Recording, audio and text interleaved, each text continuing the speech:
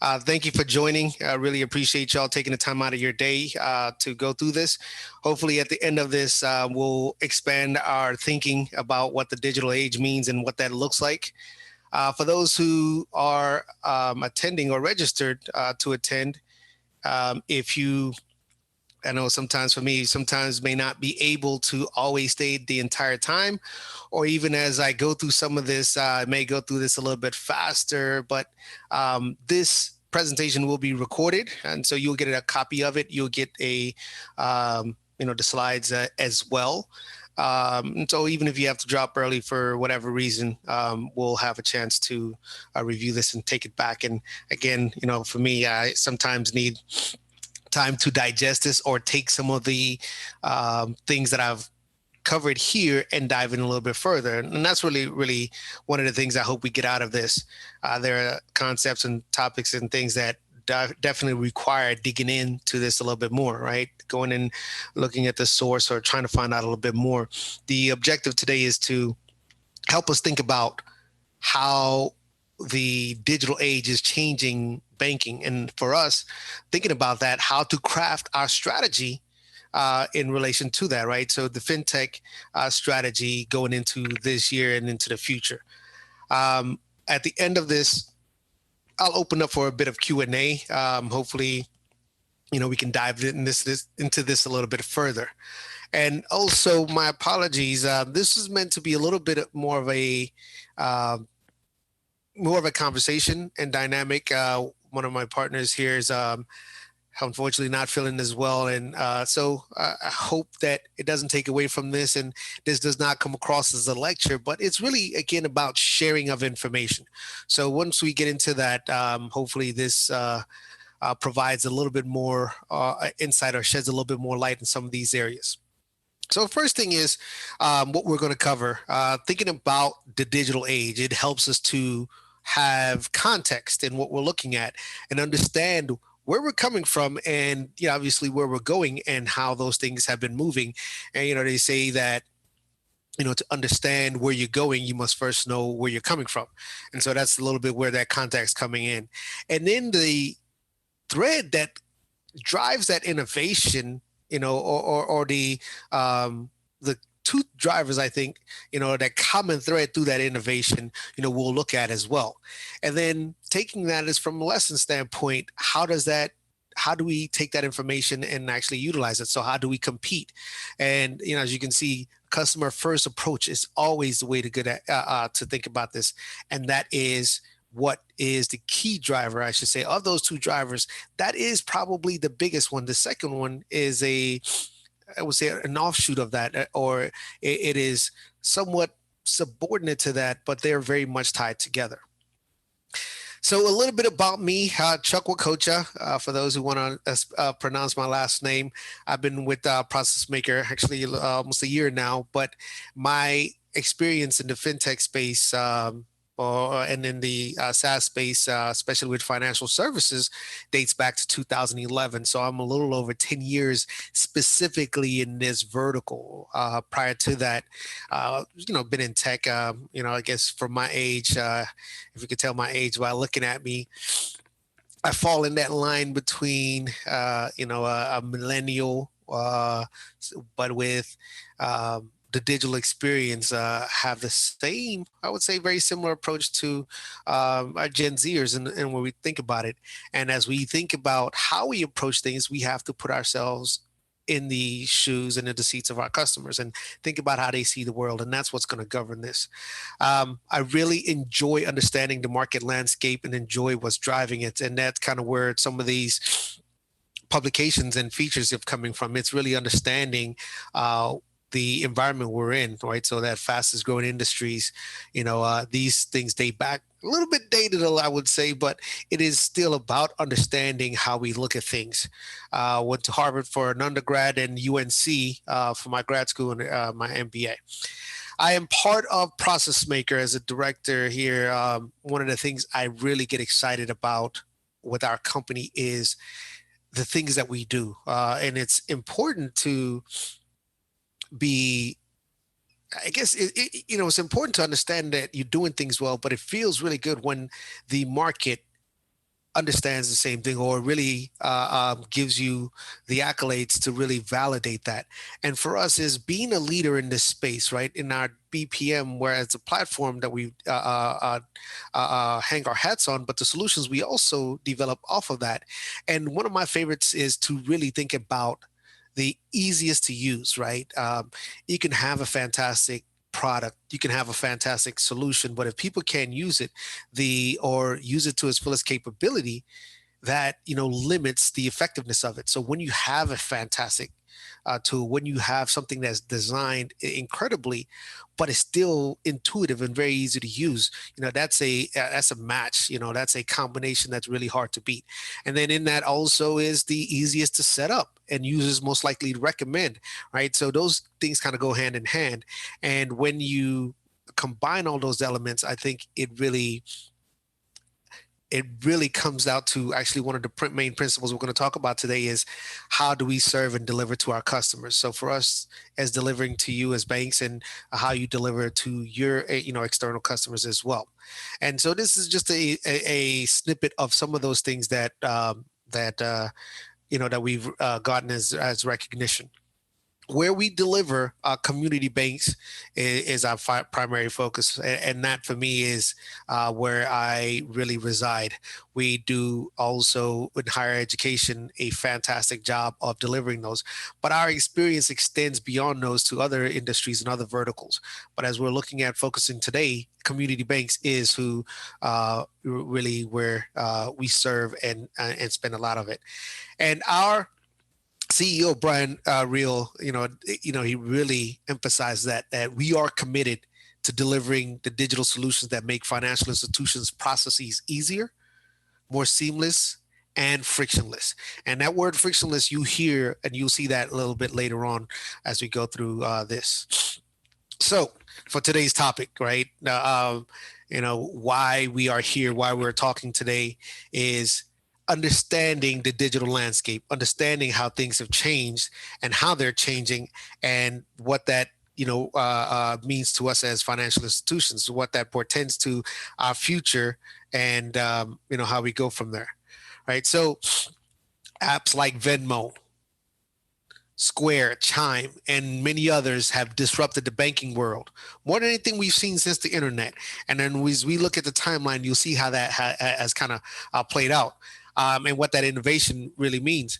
And while these fintechs draw a greater share of the Gen Z retail banking market, what is your bank doing to keep up and ideally surpass them, right? And why Gen Z? Because that's the future. That's the next generation. As we move further down this timeline and as we move into the future, is Gen Z. That's the future, right? So how do we continue to innovate, and how do we compete with these fintechs? And so do we understand what these fintechs are, right? And do we understand how they align with us, right? So in today's webinar, we will learn how a lot of banks and the most innovative banks are adapting to this changing bank world, and what you can do to, stay relevant, right? What you can do to compete in this world. So the two biggest concepts I want to talk about are disintermediation and customer experience, right? What the disintermediation is taking those pillars that have been typically served by traditionally been served by banks, right? And breaking those apart. And what this means for folks is that as customers, our customers are becoming less reliant on those services typically delivered by traditional banks, right? And so they're looking to others to provide those. And the reason is customer experience. So that is at the apex of the change. And this is always customer experience. It always comes back to that. So when you think about what customer experience looks like, this intermediation is the subservient to that, because this intermediation is looking at how do we look at those services that have been thus far provided by, or traditionally provided by banks, and how do we make those better? How do we reduce the friction in that? So in this next generation of banking, it is being built around the concept of being interactive, reducing that friction, mobile friendly interference. Again, customer service and experience is a huge part of it. And so when you think in that next step in the decentralized in that DeFi, decentralized finance, that's disintermediation, and there are different breakouts of it. But when you, I guess, when you kind of peel back the layers and look at this, what it is saying is, if you look at those areas that traditionally banks have been providing, whether it's mortgage services, loans, obviously at the heart of things, credit, et cetera, the fintechs and the disruption have come at taking bites out of these areas and seeing how they can provide better customer experience in these areas. In 1994, Bill Gates said, banking is necessary, but banks are not. And so that's because banks have been providing these services. And traditionally, our experience has been that, but that doesn't mean that they're the only ones to provide those. And that's where the disruption has really come out. And when you consider the digital revolution that we're in the midst of, thinking about those other big disruptors, whether it's Netflix, and how we consume movies, media in that. When you think about Uber, when you think about services like that, they address, the traditional gatekeepers in a certain industry, and they try to disrupt that. And that's what you're seeing with some of these in the fintech is that, hey, I think I can do this service and provide a better customer experience than the traditional providers of this. And that's where that is. So the DeFi, the decentralized finance, when you look at that as an umbrella, that's where it's coming from. So if we think about the history of banking, I like to think about this in 4 ages, going into the 5th age. For those of y'all who may have a little nerd in you like I do, that it's kind of like in Lord of the Rings, the first age, second age, etc. And in the first age, I think about this as everything prior to 1844, and the reason for money, and which money is banking. Banking is money, right? So what that is why money was invented, and part of that is to create a better customer experience, right? I need the portability that the financial services provide, right? So I can't go around with a cow to exchange, for apples, or a chicken to exchange for beer, etc. So in that, created portability in that, so gold coins, and then I can take my gold coins around, and move around. So I need the ability to move money across time, across distance, right? And those steps as you move through that from the hard currency to fiat currency, the development of checks, the development of paper currency, and as we look to the future now, digital currency. And I put Bitcoin here as a stand-in, but it's not the only digital currency. Institutions are providing their own digital currency, right? Bitcoin is just another version of that as well. Nation states are providing their own digital currency. It's basically thinking about it in a way is that we're less reliant on carrying cash, right? And carrying physical means of currency, right? So whether it's the apps on my phone that create the exchange, my digital wallets, that's really that next step in that. So everything prior to this, I would call prior to 1844, I would call the first age. And then as you move towards the other parts of it, there are different things that mark each of these areas. In that first age, is marked by expansion, right? The empires moving on, and that rapid transmission of financial information and transactions was really what characterized it. And so as folks needed ways to move money across distance, that innovation centered around it. Again, that customer experience. I needed to be able to travel without having to carry all my cash with me, all my funds with me. So then as you move into the second age, we start to get into faster movements in technology, right? So that would be the telegraph, right? The wire transfers coming directly from that. If I can now communicate across the Atlantic Ocean, I should be able to move money just as easily in that. So being able to move that across was a huge part of it. The development of personal checks and routing numbers, and moving towards the end of that, credit cards, right? I don't need to carry cash as much anymore. I have my credit cards that convey the same information or allow me to extend credit in that. And towards the end of that second age, again, I characterize that from 1844 to about 1967 was the development of the ATM. Which was huge in moving things. I can access my cash, my funds, without being at that specific bank that I wanted to. I can do that immediately without having to wait on transfer between institution to institution. So if I was in Missouri and my bank was in, let's say, Florida, I don't have to wait for those banks to communicate to each other to be able to access it. I can access it immediately right there, right? And then as you move into that third age, this is really where things, I think, really accelerated with the internet, right? During online banking really starts to take off. And as these things are moving, while we look at it from a longitudinal standpoint, there are a lot of changes that are happening. But the online banking as a function of the birth of the internet is really where things take off. And in that segment, you will also see the Web 1.0 and what that means, and the ability to, to really leverage the internet as it is, right?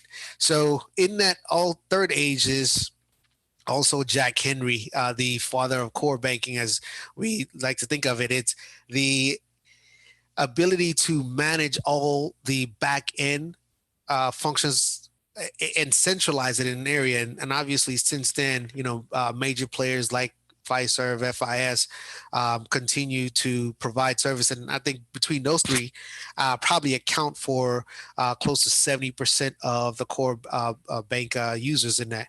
And as we move into the fourth age, which we're currently in, right? This is somewhere starting in the 08 area, right? In that was a lot of growth in technology or digital technology, right? The moving into Web 2.0 in 2004, digital check clearing became a thing. And if you're old enough to remember, this was basically no more floating checks. You couldn't write a check, and wait 2 or 3 days before it processed to be able to get the money in. The immediacy of the access of the finances, right? So once you deposited, the debit cards became a thing. I could actually look at it. In 2004 was the birth of Facebook, right? The Book of Faces. This marks a significant difference in what was done before and what's going after. And then, of course, now mobile banking, while we're in 2021, mobile banking really started in 2007, right? So the advent of the mobility center, and again, this was where Facebook was coming, right? It was the ability to leverage the phone, the mobile access that we have on that. And in 2009, Bitcoin launched, right? And so ushering in, as we're looking into this, the digital age. And while it has yet to achieve the ubiquitous exchange that the Satoshi envisioned in this, it is a harbinger of where things are going. And so then looking at 2010, this is where we started to see the hard and fast DeFi concept coming in, the challenger banks, the neo banks, the fintechs really going after those areas. And then if we get into the fifth age, the rise of the machines, I call them, this is where things really accelerate. I don't think we're there yet, but you have seen the seed sown. But this is looking at what I would assume, or I guess I would assume to be, the cashless society that some have predicted. And, thinking about this is where we're moving. One thing to highlight in these second, third, fourth age as we move in is the time in between each of them, the time horizon of the different ages. They're getting much smaller. This is happening, and this is happening quickly. So what does that mean for us now, right? It is the real-time movement of money, the seamless engagement between the transactions and activities that we want to go. And that is really what's driving, and I think what's driving the way we should look at the disintermediation and their customer experience concepts. So, our current banking landscape, what it actually looks like in 2000, and this is for FDIC insured commercial banks, right? In 2000, there were about 8,300 commercial banks, FDIC commercial banks, and 20 years later, in 2020, that number dropped to 4,300, right? A 47% decrease in this. And the reason I bring this up is that it reminds me of the change from an agrarian society to an industrial society, right? Where we were primarily dependent on farms, a lot of farmers in those. As we moved into an industrial society, we still needed all the farming, but we needed fewer farmers to do so, needed fewer farms to do so. On average, the number of farmers reduced, but the size of the farms increased to be able to supplant this, right? As population grew, we still needed that. So in this, thinking about it the same way, the number of banks, I think, will continue to decrease. The functions and the services will always be there. The number of people that it serves will continue to increase as population grows. But when you think about this and what this means for us in this industry, how does that change how we approach this? And continuing to consolidate, so there's a lot of consolidation in that. We will still need to deliver the same amount of services in that. So back to our idea here, right? The disintermediation and customer experience. When people think of FinTech, they tend to think of neobanks or challenger banks. And the idea in this is these are the banks that are coming for us. These are coming to challenge what we're doing. And the way we think about that, I think we need to add a little bit more insight to that, right? Rather than just looking at FinTech as challengers or allies, we need to think about them as, rather than thinking of them as adversaries or partners, we need to think of them as challengers or allies. So in this, there are different types of FinTech, and how we engage that is what's important and the takeaways from today. And the reason why that is very important, again, what's driving that is customer experience. Do you understand what your customer experience is? I would challenge you before, when we leave today, think about every bit of your customer experience. What does that look like? Where are the frictions in those points, and how do we remove those? How do we make it easier to perform whatever activity that customer is looking at? And the important thing here is to detach yourself from the old way of thinking that this is the way it needs to look like and this is the way it needs to behave, but rather pull yourself out and then put yourself in as a customer and think about what that means. And the first key area is thinking about your digital capabilities. And the reason why that matters is the way our customers see this is quite a bit different than it was in the past. And when surveys, and this is a consolidation of a few surveys and a few insights, but the reliance on the physical nature of our current system is one of the things that's changed significantly. And what that means is 3% of our customers believe that bank branches, that physical engagement, are the future of banking. If it's not physical, then it must be digital. Or, as we're moving towards that digital, a hybrid approach in that movement, right? So I would think about Best Buy as an example. And for Best Buy, the idea behind this is they're utilizing their physical locations as almost as a showroom. But in the last couple quarters, moving on, and obviously, like for a lot of us in this area, the acceleration of the digital engagement is really what's driving it. 60% of their revenue in Q2 and Q3 was driven by the digital experience. Haven't gotten the Q4 numbers yet, but in that, whether it's the ordering online to pick up in store, right, or pick up curbside or delivered, but it's the online engagement that's going into it.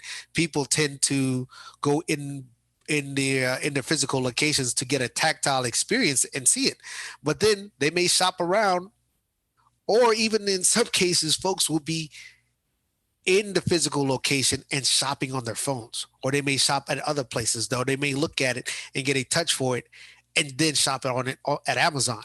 So Best Buy realized that, and they knew that they had to bolster this online experience.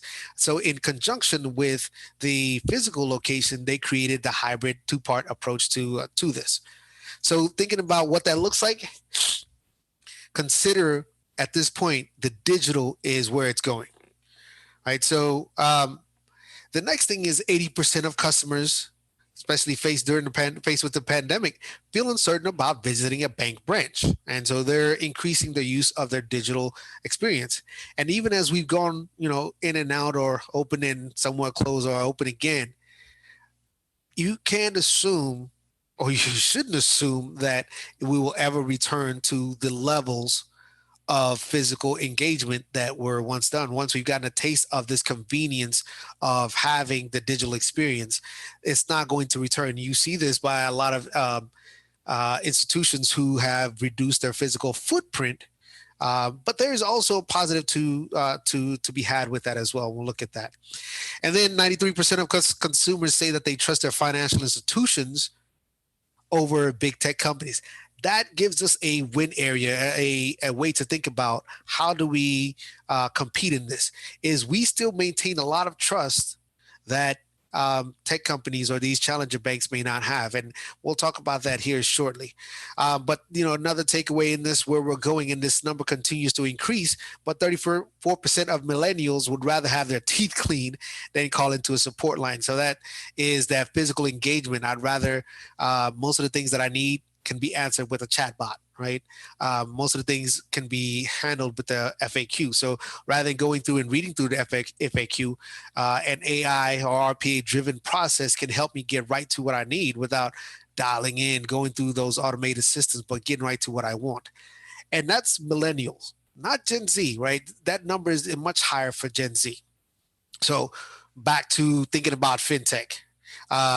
Some people will call them partners, adversaries, and that line in between in leeches. But I like to think of it as allies, challengers, and symbiotes. So starting with the challengers, right? The idea behind the challengers is back to that disintermediation. There are areas that, well, we've always done them as banks, so the innovation hasn't been there. But these challenger banks, these neobanks, have looked at how do we provide a better experience for our customers? How do we take a bite into that section of this? And the thing that these challenger banks, these neobanks or the thing that they do really well, is they try to give customers a different alternative, right? So whether it's a cheaper alternative, a more efficient alternative, some of these have been purely digital from inception. Think of like Ally Bank, no physical branches, right? They're offering services that traditional banks have been doing, but they're doing so more efficiently. They're doing so at better rates. They're doing so with less friction than our traditional banks have been doing. They're able to leverage some of these technologies to personalize services, while minimizing costs. So when we think about those, the takeaway from that is to look at what they're doing and see how we can apply that to our current processes and systems. Then there are the allies on the other side of it. And I think of the allies as those service providers that enhance the capabilities that we have, right? I think about LOS systems, right? That allow us to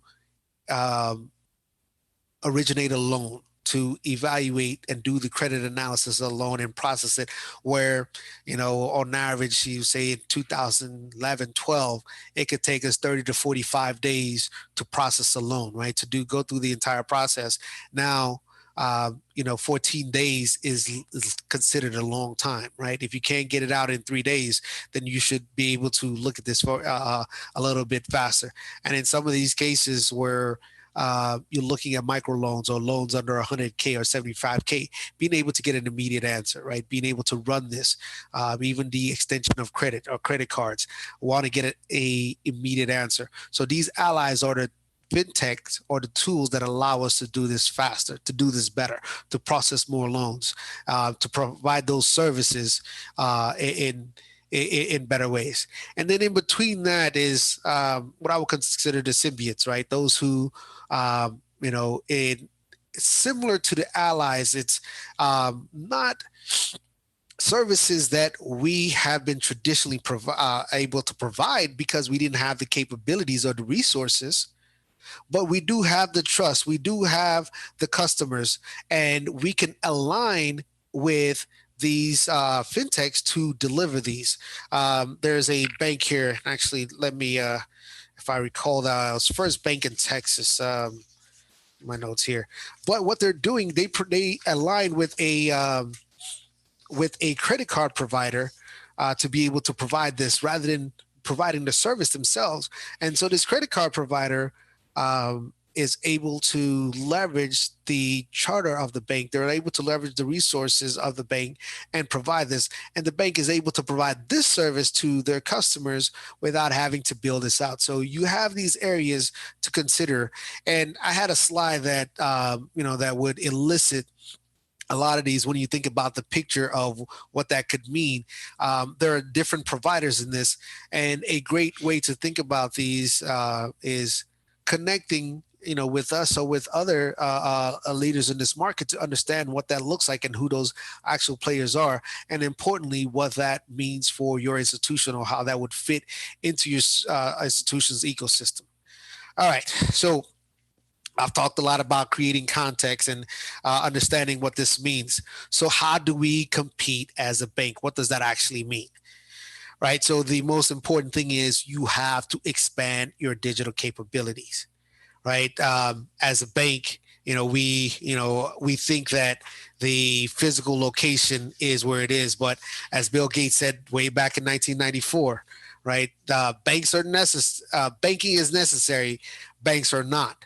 And that's what the opening for these competitors, these challengers, have allowed us or where the opening has come from that has allowed them to compete. So in delivering better experience and better value right now is digital. I'm working from home. I don't want to have to get up.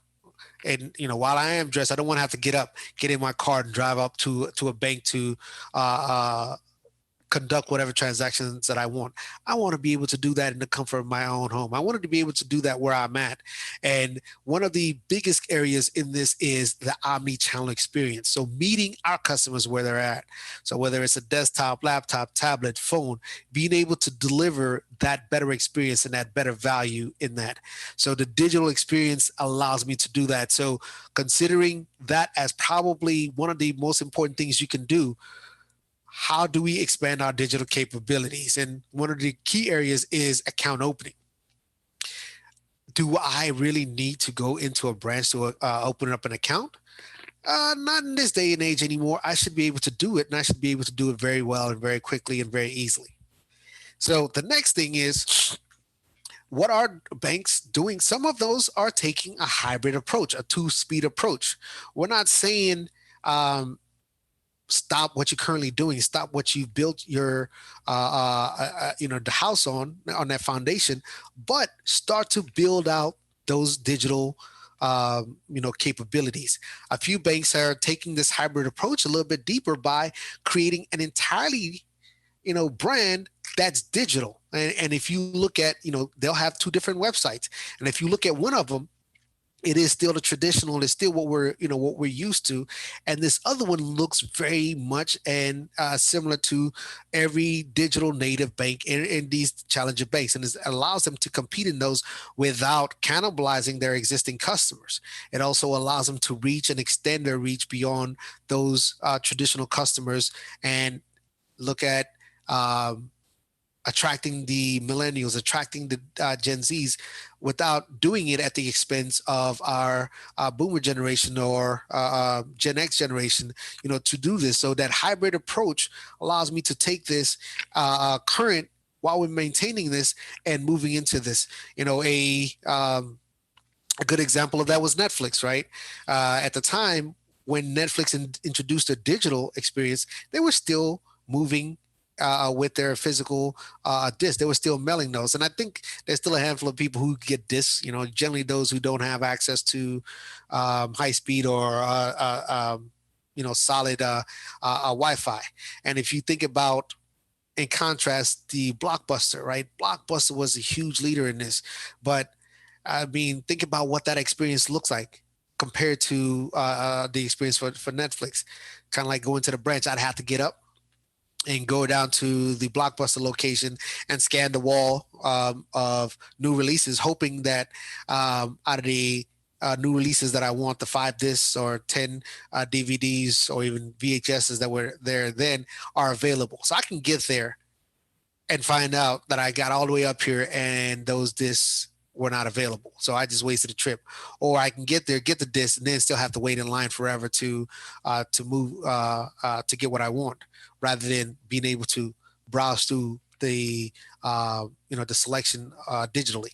And then obviously on the other end of it, the back end of it, I can hold a much larger inventory digitally than I could physically, right? So that hybrid approach for Netflix was, I was still delivering this portion, these discs, while I'm moving folks into a streaming point, right? So this was an opportunity for them to transition it, and they use that hybrid approach in doing this. So for us, it is a way to fundamentally reimagine how we deliver services, right? And the hybrid approach is a great way to approach that. Right. So then another way to think about this, again, basic human psychology. We want to reduce friction in this. We want to create that experience for our customers. So again, what are those areas that create friction? Is it the time it takes to get a decision? Is it the ability to to interact? Is it the questions? Is it the services? How do I reduce friction at any given point in that?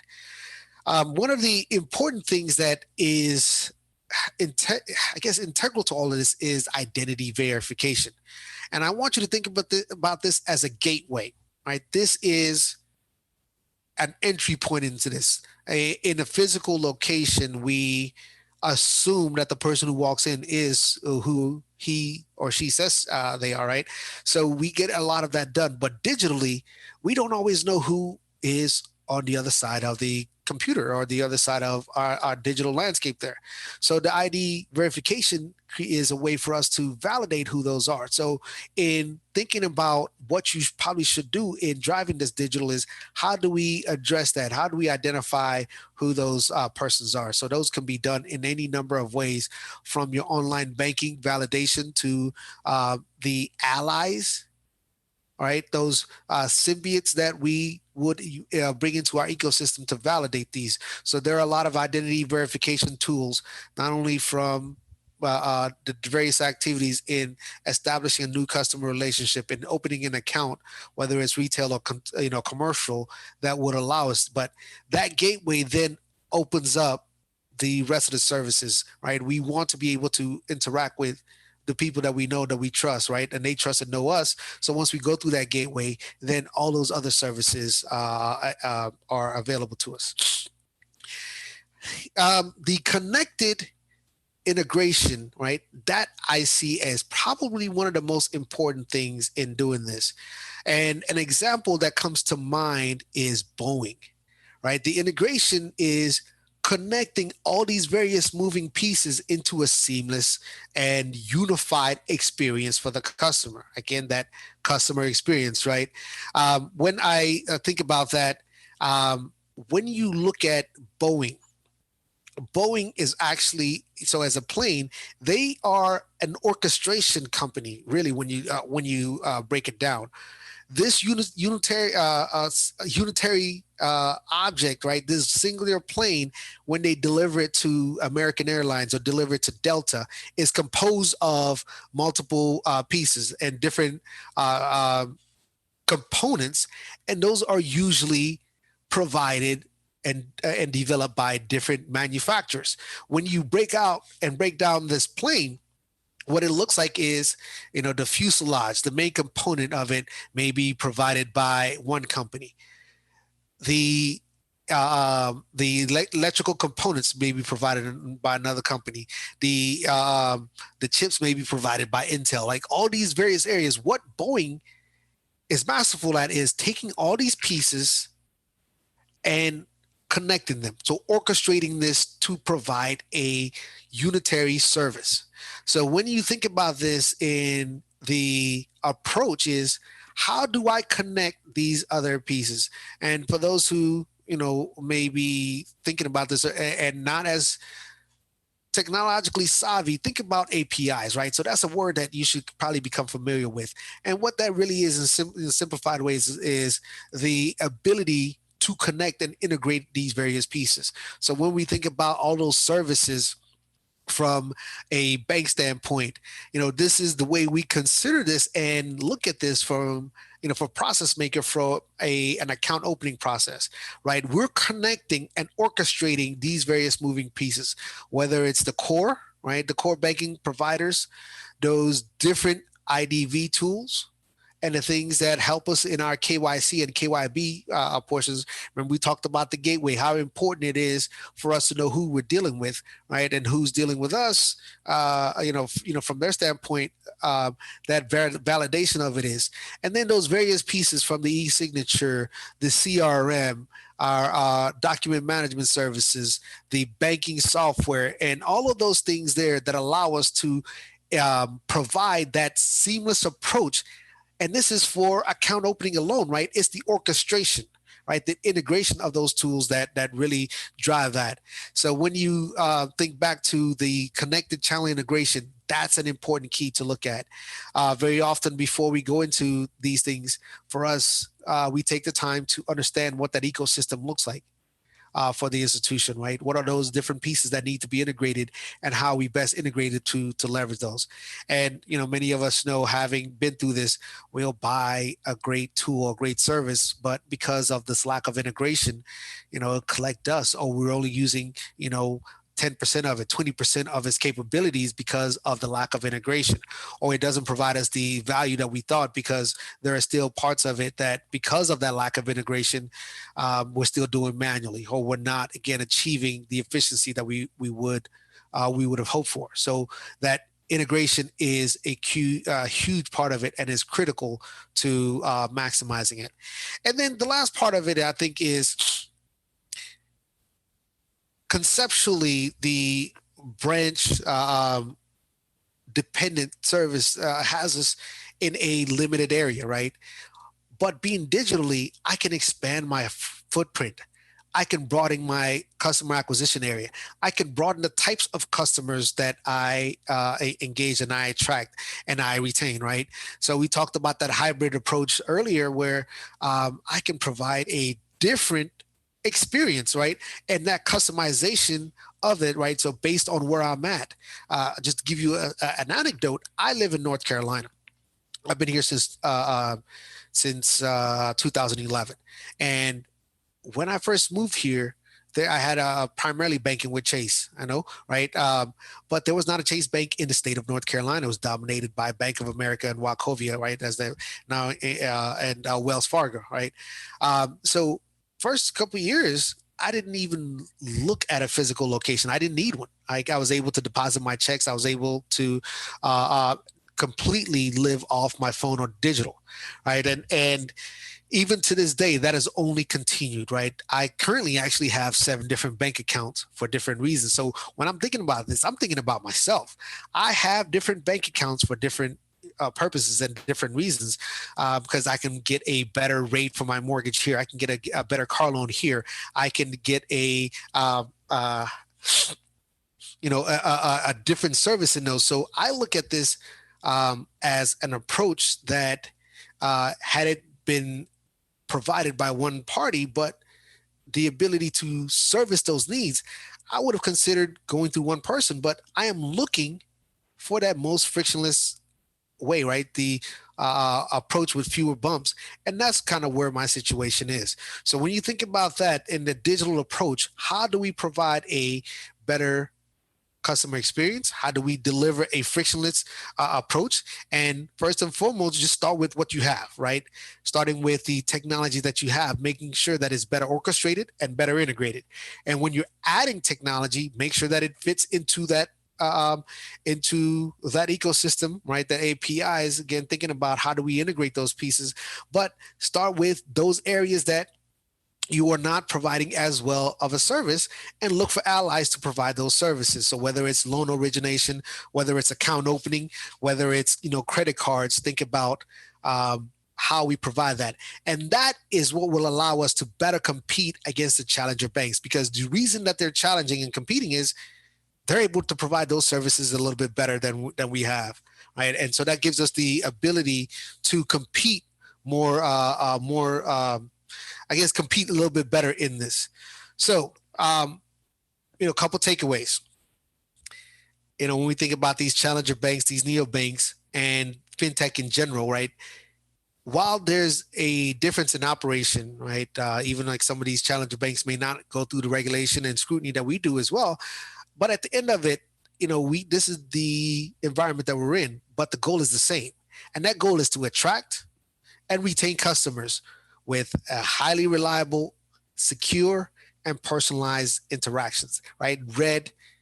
Better customer experience.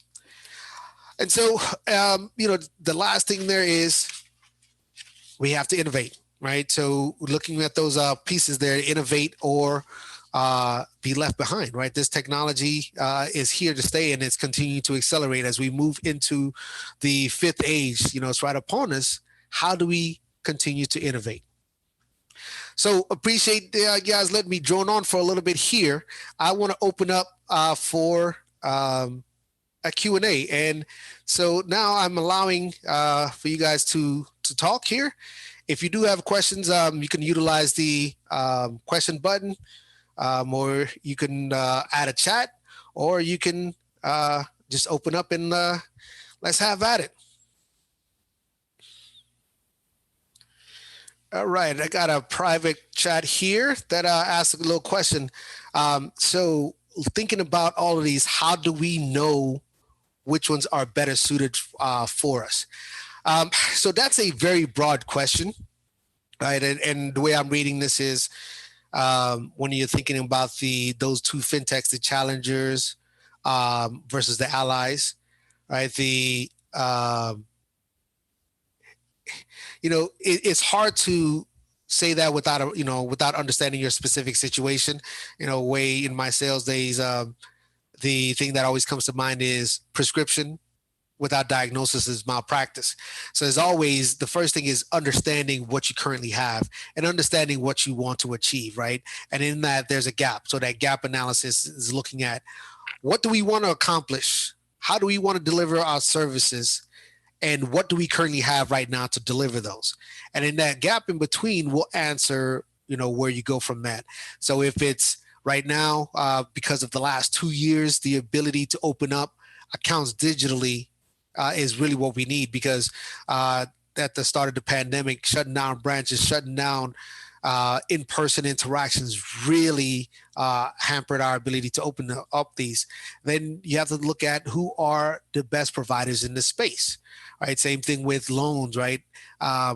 Commercially, or with the retail and consumer, it's easier to open up, credit cards and retail loans on the smaller end. But with commercial entities, more complex entities, it required a lot more engagement. So how do we continue to deliver that? So I would challenge you then to look at who are the best providers in this space, and that would allow us to deliver this as well. All right. Additional questions?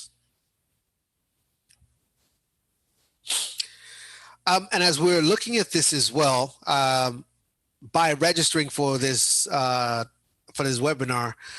We will send you a follow-up with this, with the recording and with the slide of this as well. And hopefully we can answer more questions or dig into your particular situation to get a better understanding of what your needs are and how we can help you address the challenges that you have in front of you. Or again, when we're thinking about where this timeline is moving, right, as we've continued to innovate in this, this innovation or innovate or be left behind is critical in how we deliver services. Customer experience is at the heart of this, and it is critical in making sure we continue to stay relevant and we continue to compete, and we continue to grow and expand our footprint, expand the services that we provide.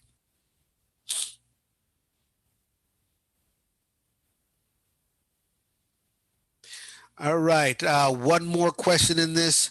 Again, there are plenty of examples, and I think maybe the question is, do I have additional examples in this?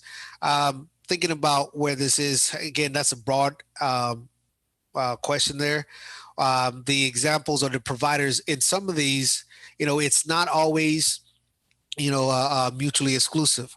For example, if you look at some of the core providers, they've started to expand the services beyond just their core services, but adding in partnership with providers and allies like us at ProcessMaker, how to open up accounts digitally, or they're white labeling some of these services and bringing those again in an effort to provide as much of a frictionless service as possible. So as you look at those, think about allies like ProcessMaker and how we're able to deliver and orchestrate these different tools in your ecosystem. So I really want to thank you all for attending today. If you do have any questions, we'll be reaching out to you directly, and hopefully we can understand your circumstances and your situations quite a bit better. Look forward to talking with y'all at the next session or the next webinar, and the topic will be coming out soon.